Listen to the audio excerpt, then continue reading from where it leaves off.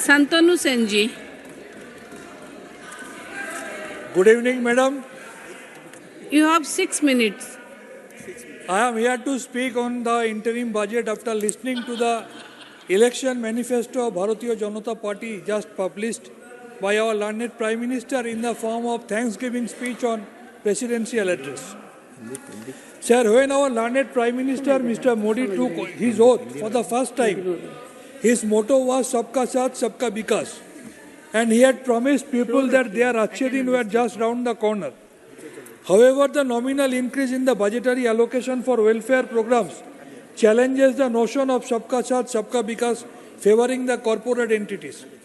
The finance minister often claims that India has surpassed the former colonizer, that is the UK. But unfortunately, the reality is the per capita GDP, India ranks 142nd, where UK ranks only 21st. As per the budget, the gross tax revenue for financial year 24-25 is 30 lakhs crores, of which the corporate tax is only 26%. In 2013-14, it was 34%. This means the contribution of large companies to the country's tax share has declined by 8%. Madam, the Union government's India accommodation are made for the excess of conglomerates, not for the aspirations of the ordinary Indian. The Union government's differential treatment reflects not only how different Indians are taxed, but also how different Indians earn. In 2013-14, the top 1% of income taxpayers earned 17% of total income, and in just 8 years, it has become 23%. While inflation was scarcely mentioned by our finance minister, it should be noted that food inflation is currently at the concerning of 7.7%. Additionally, it's essential to acknowledge that real wages for casual workers have remained stagnant for 4 years, and that there has been a rise in the number of workers who rely on agriculture. Despite the increase in budgetary spending, the overall public sector capital expenditure is estimated to decrease from 4.7% to 3.9% of GDP, indicating a mismatch between budgetary allocation and effective spending. Railways and roads have seen a drastic reduction from 24% in 1920 to a mere 4% in 24-25. One contributing factor to this decline is the increasing indebtedness of our critical public entities, such as National Highway Authority of India, which as of February 28, 2023, had a total outstanding debt of nearly 3.43 lakh crore.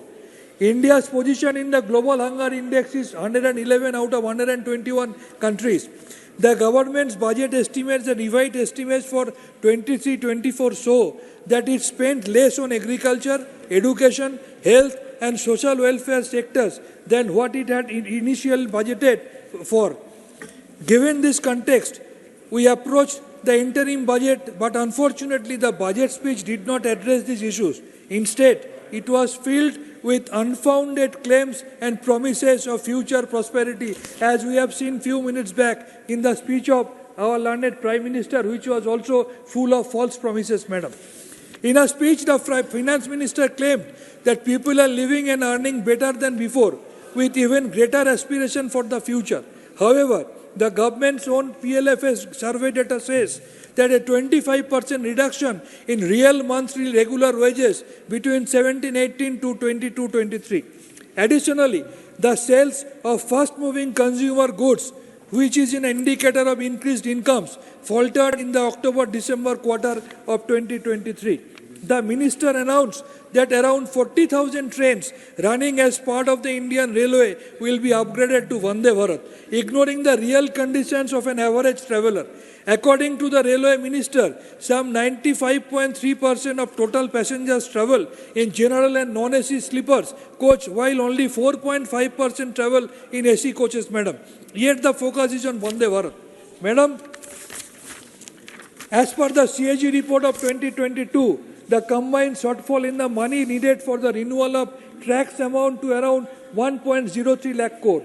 The tragic train accident of Balasore should have been avoided if the anti-collision device should have been taken care of, which was earlier initiated by our then Railway Minister, Madam Mamata Banerjee.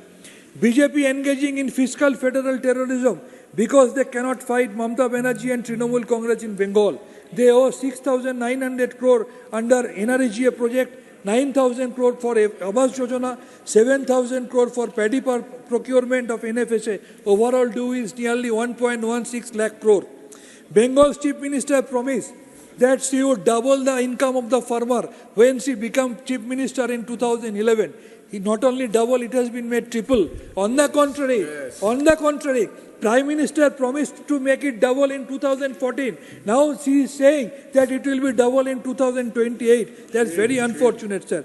Even the GST revenue growth is 24% of Bengal's performance is much higher, which is the national average is only 12%.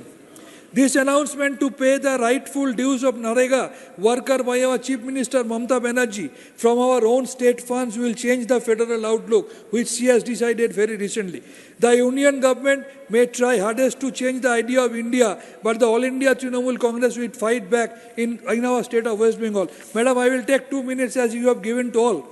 No, sir. Recently, PM was speaking about Sir, actually your time is over, Santanu PM was ji. speaking about cooperative federalism. Unfortunately, he was talking, if a pin pricks in the feet, हाथ क्या बैठा रहेगा, लेकिन PM का कहना और करने में बहुत फर्क है, sir. He only cares of those double engine governments and he hardly cares for the single engine government like our Sir, state please. of Mamata Banerjee Please, sir, government. conclude your And last speech. two- Your last two time is over, sentences.